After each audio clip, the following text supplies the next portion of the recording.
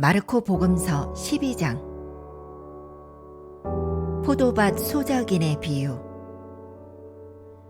예수님께서 그들에게 비유를 들어 말씀하기 시작하셨다. 어떤 사람이 포도밭을 일구어 울타리를 둘러치고 포도확을 파고 탑을 세웠다. 그리고 소작인들에게 내주고 멀리 떠났다. 포도철이 되자 그는 소작인들에게 종 하나를 보내어 소작인들에게서 포도밭 소출의 얼마를 받아오라고 하였다. 그런데 소작인들은 그를 붙잡아 매질하고서는 빈손으로 돌려보냈다. 주인이 그들에게 다시 다른 종을 보냈지만 그들은 그 종의 머리를 쳐서 상처를 입히고 모욕하였다. 그리고 주인이 또 다른 종을 보냈더니 그 종을 죽여버렸다. 그 뒤에 또 많은 종을 보냈지만 덜어는 매질하고 덜어는 죽여버렸다. 이제 주인에게는 오직 하나, 사랑하는 아들만 남았다. 그는 마지막으로 내 아들이야 존중해 주겠지 하며 그들에게 아들을 보냈다. 그러나 소작인들은 저자가 상속자다. 자, 저자를 죽여버리자. 그러면 이 상속재산이 우리 차지가 될 것이다. 하고 저희끼리 말하면서 그를 붙잡아 죽이고는 포도밭 밖으로 던져버렸다. 그러니 포도밭 주인은 어떻게 하겠느냐? 그는 돌아와 그 소작인들을 없애버리고 포도밭을 다른 이들에게 줄 것이다. 너희는 이 성경 말씀을 읽어본 적이 없느냐? 집 짓는 이들이 내버린 돌, 그 돌이 모퉁이의 머릿돌이 되었네.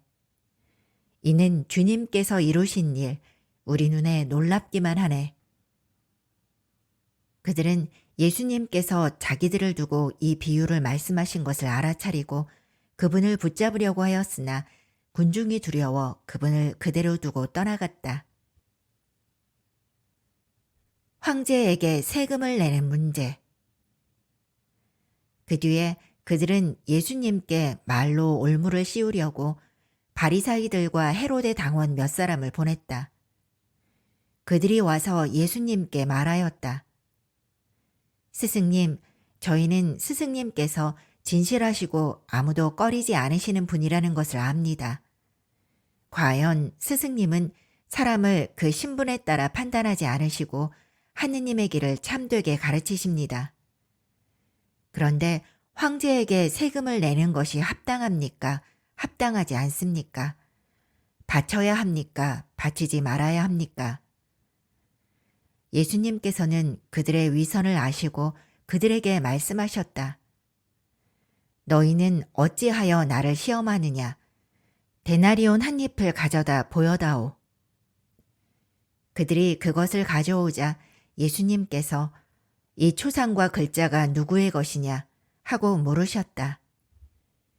그들이 황제의 것입니다 하고 대답하였다. 이에 예수님께서 그들에게 이르셨다. 황제의 것은 황제에게 돌려주고 하느님의 것은 하느님께 돌려드려라. 그들은 예수님께 매우 감탄하였다. 부활 논쟁. 부활이 없다고 주장하는 사두가이들이 예수님께 와서 물었다.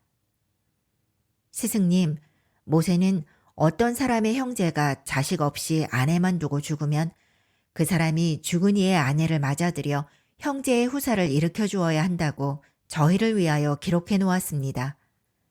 그런데 7 형제가 있었습니다. 마지가 아내를 맞아들였는데 후사를 남기지 못하고 죽었습니다.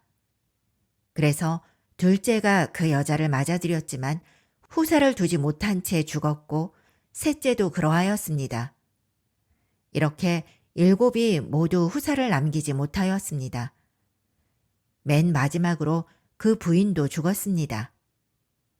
그러면 그들이 다시 살아나는 부활 때에 그 여자는 그들 가운데 누구의 아내가 되겠습니까? 7이 다 그 여자를 아내로 맞아들였으니 말입니다. 예수님께서 그들에게 이르셨다. 너희가 성경도 모르고 하느님의 능력도 모르니까 그렇게 잘못 생각하는 것이 아니냐. 사람들이 죽은 이들 가운데에서 다시 살아날 때에는 장가드는 일도 시집가는 일도 없이 하늘에 있는 천사들과 같아진다.